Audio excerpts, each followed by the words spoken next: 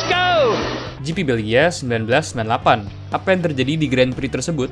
Jujur banyak sih, dimulai dari hujan, start yang kacau, Schumacher out, Schumacher marah, Schumacher podium, dan tim kuning yang senang sekali. Tapi itu semua buat nanti. Kalau tahun lalu kita pergi ke GP Belgia di Spa, di mana kita disambut dengan hujan pada hari Minggu. Banyak fans yang udah sangat berharap kalau mereka akan melihat balapan yang sangat seru. Secara tracknya kan di Spa-Francorchamps, yang adalah salah satu track paling dicintai fans F1. Udah gitu ditambah hujan ya kan? Kita semua udah mengharapkan sangat banyak dari GP ini. Tapi ya tau lah sisanya gimana. Kita malah cuma nonton ginian selama 3 jam.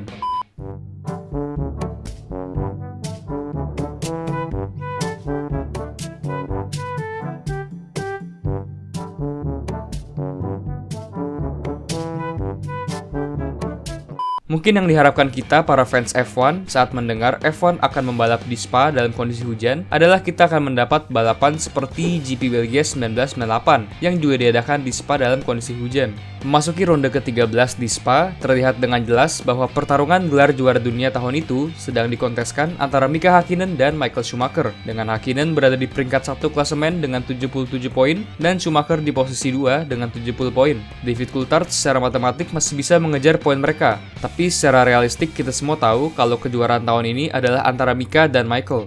Oke, sekarang kita masuk ke balapannya. Pasangan McLaren Häkkinen Coulthard mulai dari posisi 1-2, sementara pasangan Ferrari Schumacher Irvine mulai dari posisi 4-5 dengan Damon Hill nyempil di antara kedua tim tersebut. Dan balapan dimulai. Yes, let's go! And Coulthard drags by Fielder. Look at Fielder and into the wall. Who was that? Coulthard in the wall. David Coulthard into the wall will stop the race. They'll have to red flag this. Terrible.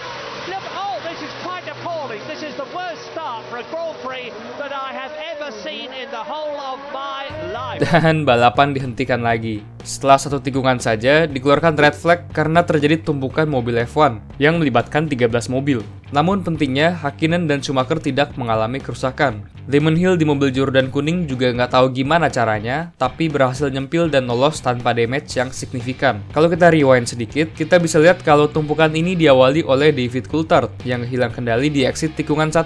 Dengan kondisi hujan dan spray dari mobil lain, tabrakan ini jadi sulit dilihat apalagi dihindari oleh driver-driver di belakang Coulthard. Dan ya udah deh, akhirnya jadi begini. Balapan akhirnya dimulai kembali kurang lebih 1 jam dari start pertama. 4 driver tidak memulai start kedua ini karena mobil mereka rusak parah dan karena mobil cadangannya sudah dipakai oleh rekan setim mereka. Di start kedua ini, Damon Hill mendapat start yang bagus dan mengambil P1 dari Häkkinen, yang sekarang harus menangani Schumacher yang sedang berada di sisi luar McLaren-nya.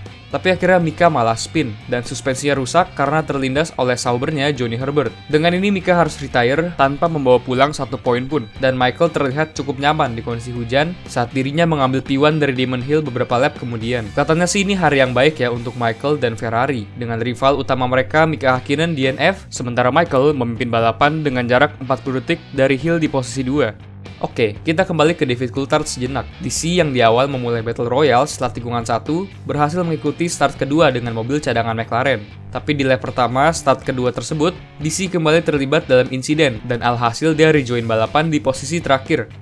Aduh, Fit, udahlah, nyantai aja dulu. Kasihan McLaren dari tadi nonton mobilnya terlibat insiden mulu. Tapi kayaknya David Coulthard malah terlalu santai, karena di lap 24, Michael Schumacher udah mau overlap David Coulthard saat ini terjadi. Oh God! Michael Schumacher hits David Coulthard and is out.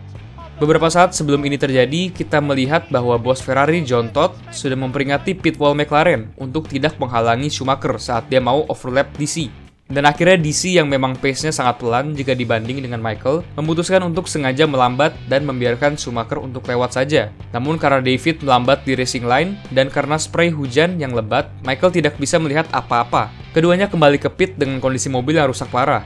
Setibanya di garasi Ferrari, Schumacher langsung keluar dari mobil dan langsung menuju garasi McLaren, di mana DC sedang bersiap untuk masuk kembali ke balapan. Untungnya sih kedua driver ini dipisahkan oleh anggota tim, dan Michael pun cuma bisa kembali ke garasi Ferrari setelah tadinya terlihat seperti akan mengambil posisi 1 klasemen dari Mika Häkkinen dengan memenangkan balapan di ronde ke-13 dari 16 ini. Oke, balik ke balapan.